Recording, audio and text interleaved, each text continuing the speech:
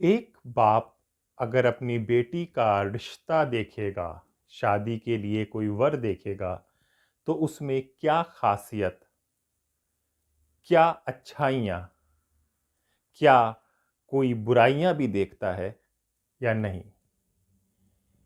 जी हाँ, आज हम कहानी जो आपको बता रहे हैं, जो बताएंगे आपको, आज एक ऐसे बाप की कहानी जो अपनी बेटी के लिए एक कुख्यात अपराधी को ढूंढ रहा है। नमस्कार, मेरा नाम हैदर अब्बास नकवी है और आप मुझको इस वक्त इंडिया लाइफ में देख रहे हैं। इस कहानी को शुरू करने से लिए हम सन 1970 और 80 के दशक में जाएंगे। हमें पता है कि हमारी जो ऑडियंस है वो यंग है। उस वक्त शायद किसी के दादाजी या पापा जी का जन्म हुआ होगा, लेकिन ये कहानी उसी दशक की से शुरू होती है। ये दशक दिल्ली के पास गौतम बुद्ध नगर के आगे दादरी और दादरी के बाद दुजाना गांव में एक कुख्यात बदमाश जिसका नाम सुंदर नागर, जिसको सुंदर डाकू के नाम से भी जाना जाता था, सुंदर बदमाश के नाम से भी जाना जाता था। उसकी दहशत ऐसी थी कि आसपास के सभी लोग उससे डरते थे, घबराते थे, परेशान होते थे। 70 और 80 का दशक है, तब आप पुलिस व्यवस्था और प्रशासन के हाल को भी समझ सकते होंगे कि क्या हो रहा होगा, किस वक्त कैसा उसका आतंक था आसपास का। और उसका आतंक ऐसा था कि उसने हमारी पूर्व प्रधानमंत्री, जी हाँ, पूर्व प्रधानमंत्री स्वर्गीय श्रीमती इंदिरा गांधी को जान से मारने की धमकी तक दे दी थी। जी हाँ, ये उसी दुजाना गांव की आज कहानी है, उसी शख्स की है। तो ये सुंदर नागर जिसका नाम था, जिसे सुंदर डाकू के नाम से जाना जाता था, ये दुजाना गांव में था। अब 1987 में आते हैं हम। 1987 में यहाँ पर नागर परिवार में एक लड़के का जन्म होता है। इस लड़के का नाम रखा जाता है अनिल। अब अनिल जिस गांव का सुंदर डाकू, जिसे सुंदर डाकू के नाम से जाना जाता है, सुंदर नागर वहां से था, तो शायद उस हवा में ही अपराध पनप रहा था। तो ये शुरू से ही आपराधिक गतिविधियों में शुरू हो गया। शुरुआत में ये चोरी करने लगा, डाके डालने लगा, लोगों को लूटने लगा, इस तरह से ये काम करने लगा। उस वक्त दो इस एरिया में गैंगस्टर हुआ करते थे। ये थे महेंद्र फौजी और सतबीर गुजर। इन दोनों की राइवलरी होती थी। ये बहुत बड़े बदमाश गैंगस्टर, जिस तरह से आजकल आप देख रहे हैं कि अभी तिल्लू ताजपुरिया का और जितेंद्र गोगिया का गैंग एक्टिव था, लॉरेंस बिश्नोई का गैंग है, गोल्डी बराड़ का गैंग है, इसी तरह से ये महेंद्र फौजी और सतबीर गुज्जर ये दो होते थे। और सतबीर गुज्जर के दो स्ट्रॉन्ग मैन यानी कि हेंचमैन जिन्हें कहा जाता है, जो पैसों के लिए, उनके लिए, जो उसके लिए सारा काम करते थे, वो थे दो भाटी, नरेश और सुंदर। सुंदर भाटी के नाम को आप समझ गए होंगे। सुंदर भाटी वही है जिसने बागपत जेल में, जिसका नाम आया था मुन्ना बजरंगी को मरवाने के लिए।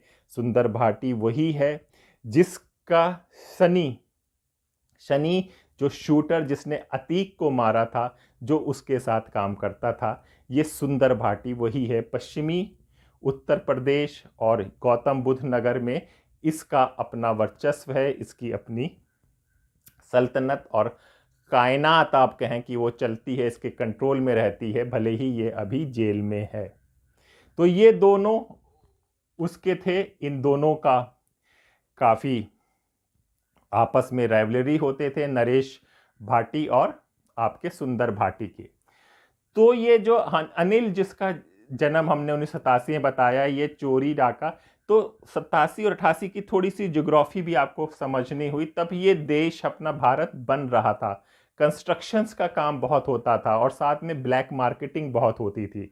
तो घर बन रहे हैं, बिल्डिंगें बन रही हैं, देश तरक्की की राह में हो रहा है। तो मटेरियल जो आपका बिल्डिंग मटेरियल होता है, जिसमें सरिया का इस्तेमाल होता है, स्टील का इस्तेमाल होता है, सीमेंट का इस्तेमाल होता है, तो ये एक गैर कानूनी तरीके से, यानी कि जो ट्रक सरिये लेके जा रहे होते थे उनको लूट लिया जाता था, उनको होल्ड कर लिया जाता था, उनका अपहरण कर लिया जाता था। जहां से सरिये आ रहे हैं वहां पर दहशत हो जाती थी, गोली लेके बंदूक लेके पहुंच जाते थे। तो सरिया की चोरी, सरिया की माफियागिरी, ये सब बहुत होती थी। तो अनिल यंग एज में ही इस तरह का काम सुंदर भाटी के लिए करने लगा था ये चीजों को। तो अनिल का अभी तक कोई वो नहीं था, और इधर नरेश भाटी और सुंदर भाटी की आपस में लड़ाई हो रही थी। नरेश भाटी का थोड़ा कद बढ़ रहा था क्योंकि वो पॉलिटिक्स के अंदर घुस रहा था। तो 2004 में सुंदर भाटी नरेश भाटी की हत्या कर देता है।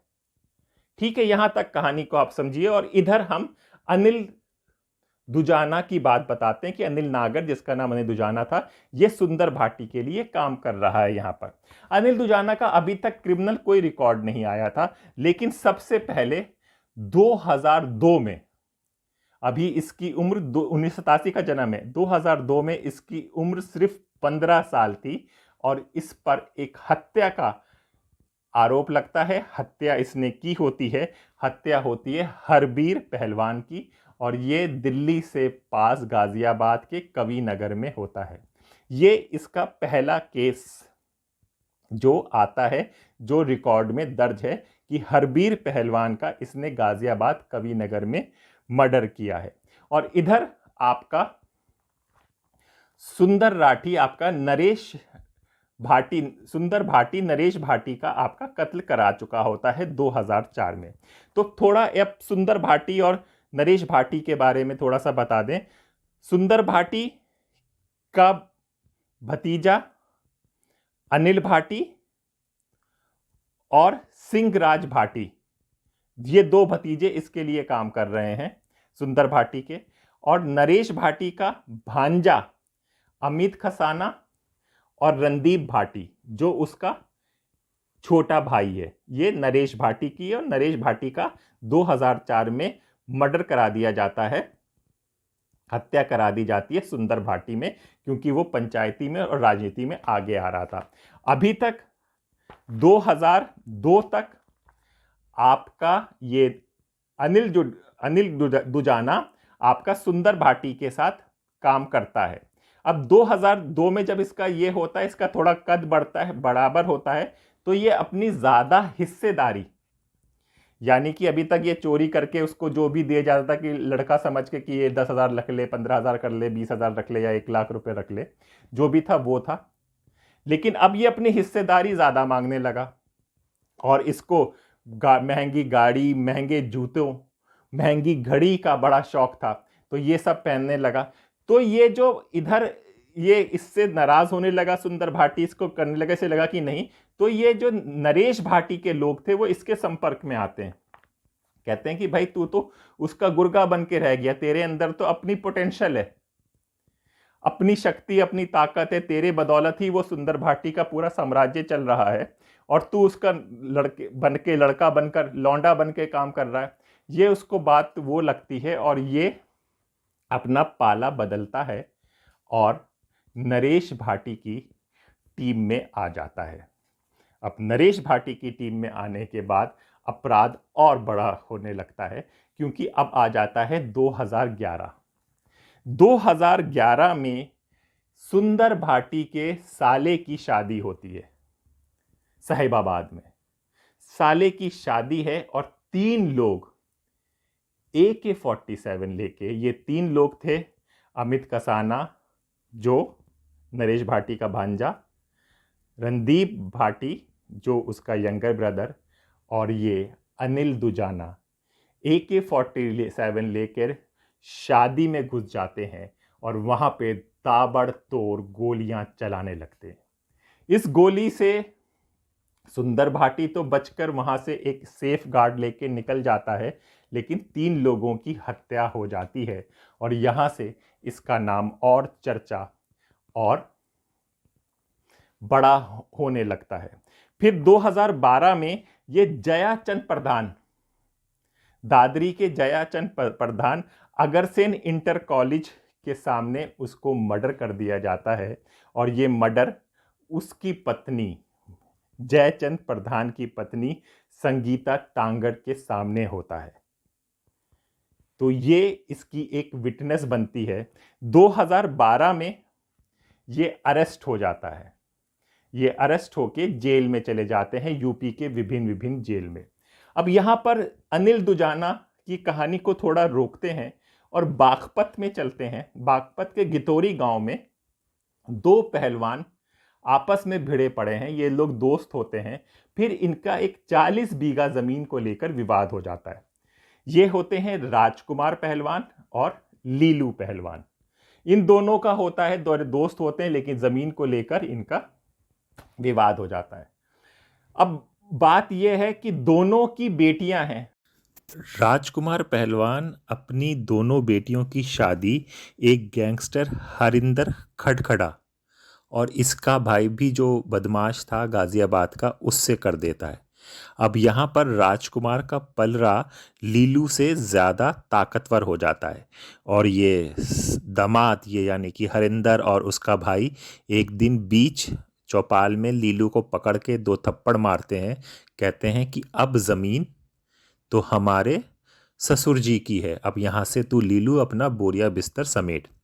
अब लीलू ये शर्मिंदगी के साथ अपने घर आता है और उसकी आंखों में आंसू पूजा देखती है तो और कहती है कि पापा जी मैं आपकी क्या कर सकते हूँ।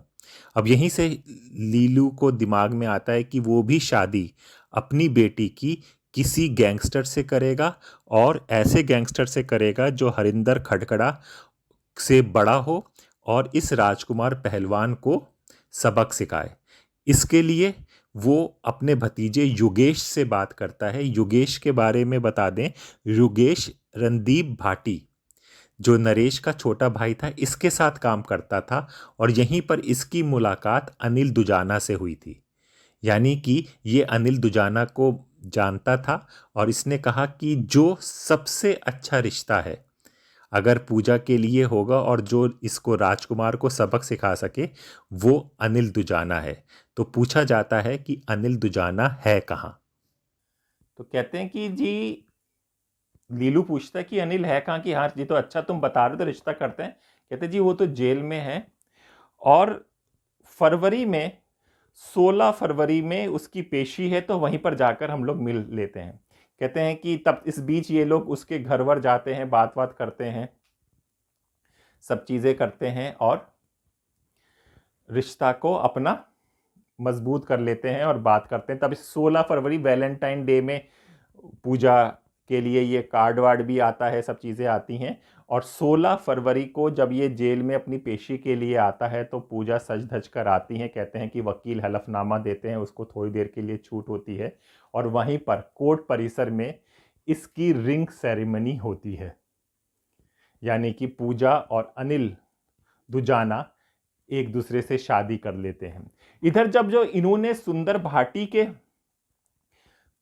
की शादी में हमला किया था तो उसका बदला ये 2014 में सुंदर भाटी अनिल दुजाना के घर में, जो दुजाना गांव के घर में घुसकर गोलियां चलाता है और वहां पर जय भगवान, जो इसका भाई है आपका अनिल दुजाना का, उसका कत्ल कर देता है। तो ये रंजिश काफी गहरी हो जाती है।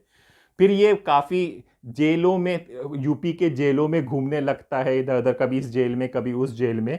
और 2021 में ये छूटते हैं, लेकिन उससे पहले ये बहुत कोशिश करता है कि ये तिहाड़ जेल में आ जाए। किसे लगता है कि तिहाड़ जेल में ये अच्छा शासन चला सकता है। और 2012 से अनिल कसाना और आपका रणदीप भाटी इसकी काफ़ी मदद कर रहे थे इसके गैंग को मजबूत करने के लिए, क्योंकि ये इनका खास आदमी था। तो ये काफ़ी कोशिश करता है कि ये हम दिल्ली जेल में आ जाएं। तो नंद नगरी जो दिल्ली का, भारी दिल्ली का इलाका होता है, वहाँ के बिजनेसमैन पर ये अटैक भी कराता है, वो भी करता है और लेकिन फिर आ नहीं पाता है। 2021 जनवरी में ये छूटते हैं तो ये कहते हैं कि मंडावली के किसी बिजनेसमैन को ये धमकी देने मारने के लिए जा रहा था और मयूर विहार के चिल्ला गांव, ईस्ट दिल्ली में मयूर विहार है, वहाँ के चिल्ला गांव में ठहरा था। तो वहाँ पे पुलिस को खबर मिलती है, दिल्ली पुलिस इसको पकड़ती है और जेल में बंद कर देती है यहाँ पर। और अभी इसकी 6 महीने की बेटी थी और बेबी को इसने जयपुर को शिफ्ट कर दिया था। अभी ये 10 अप्रैल को छूटते इन्होंने एक तो बुलंदशहर में एक कारोबारी से 1 करोड़ की फिरौती मांग ली, दूसरा संगीता तोमर जो आपका 2012 में प्रधान की पत्नी थी, उनको धमकी दे देते हैं गाड़ी में आगे लगाकर कि अगर तूने मेरे खिलाफ वो किया, गवाह दी तो तेरा ख़त्म हो जाएगा। तो वो शिकायत करती है, पुलिस इनकी तलाश में थी कि ये कुछ को रहे थे कि पता था कि ये शायद नेपाल भागने वाले हैं, उसकी फिराक में है। इसी बीच पुलिस को पता चलता है कि मेरठ से रास्ते में ये कुछ बड़ा कांड करने वाले हैं और भोला की छाल के पास मेरठ में पुलिस इनको घेरती है। तो ये जवाबी कार्रवाई में गोलियां चलाते हैं और फिर गोली लगती है और यहीं पर इनकी डेथ हो जाती है। स्कॉर्पियो में ये चल रहे थे, तभी स्कॉर्पियो का भी तफ्तीश की जाएगी कि किसकी स्कॉर्पियो है और किसने इनकी मदद कर रहा है। इसी तरह ये गाड़ियाँ, घड़ियाँ और जूतों के शौकीन थे। इससे पहले ये जयपुर में अपनी 6 महीने की बेटी से मिलकर आए थे, बीबी को इन्होंने जयपुर में शिफ्ट कर दिया था। तो ये थी अनिल दुजाना की कहानी। तो इन्होंने इलेक्शन भी लड़ा है एक बार 2016 में संग्राम सिंह के खिलाफ पंचायत का, और ये जेल से रहकर जीते भी हैं, 10,000 वोटों से जीते हैं। और एक इनकी ये भी बात मशहूर है कि इनको इतना ख़तरा, इतना खुफियात है कि इनको कभी भी मार दिया जा सकता है। सुंदर भाटी के इनके गुर्गे तो जिनको जब भी पेशी के लिए लाती थी पुलिस, तो बुलेट प्रूफ जैकेट के साथ ये आया जाया करते थे। लेकिन जो गलत कार्य कर रहा है, ये वक्त बीत चुका है, हमें समझना होगा। अब ये नई सरकार है, पावरफुल सरकार है। योगी सरकार ने खुफियात बदमाशों की लिस्ट मंगवाई है जिसमें 60 या 65 नाम थे, तो उसमें एक नाम इनका भी था। तो इनका ये पता था कि ये भारत छोड़कर ये नेपाल में भागने वाले हैं और कोई बड़ा कांड करने वाले हैं। इसी बीच इस STF से इनका टकराव होता है और मुठभेड़ में कहते हैं कि ये के बाद 2 हथियार थे और 2 हथियार और रखे हुए थे। तो इन्होंने जवाबी कार्रवाई दी, 2 हथियार 4 हथियार लेके अगर कोई चल रहा है तो बड़ी कार्रवाई को अंजाम देगा।